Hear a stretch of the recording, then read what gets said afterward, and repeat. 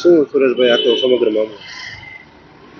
મેં એમની પાસેથી 54 લાખ આશાપુરા ફાઇનાન્સવાળા પીટી જાડેજા પાસેથી 54,60,000 વ્યાજે લીધા હતા. 25 લાખ રૂપિયા એને મને આરટીજીએસ કરી દીધું હતું અને 29,60,000 રોકડા આપ્યા હતા. પછી દર મહિને 3% લેખે હું એને વ્યાજ આપતો, 1,80,000. 5 મહિના મેં વ્યાજ આપ્યું એને. પછી મને કે તું 1 તારીખે આપી દે પૈસા મને. મેં એની પાસે 22/3 લીધા હતા, એટલે મારે 22/5 પૂરું થતું હતું. એની બદલે એ કે મારે 1 તારીખે જોઈ છે, એટલે 1 તારીખની બદલે મેં એને 9 દિવસ મોડા આપ્યા, 10 તારીખે આપ્યા. કેવી રીતે પરત આવી? મેં એને 30 લાખનું આરટીજીએસ નાગરિક બેંકમાંથી કર્યું અને 30 લાખ રોકડા આપ્યા. અત્યારે તમે શું આશા રાખી રહ્યા છો પોલીસ?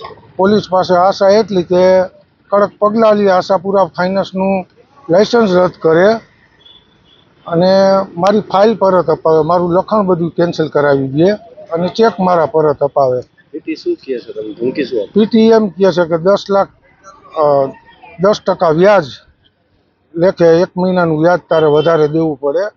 9 દિવસ મેં કીધા પછી મોડા આપ્યા ને એટલે 6 લાખ રૂપિયા વ્યાજ ને પેનલ્ટી લાગશે એ જુદી.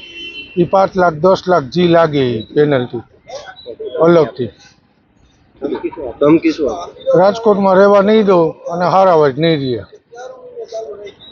અમે 3 નું કર્યું, 30 રોકડા આપ્યા, 30 રોકડા આપ્યા. એના સીસીટીવી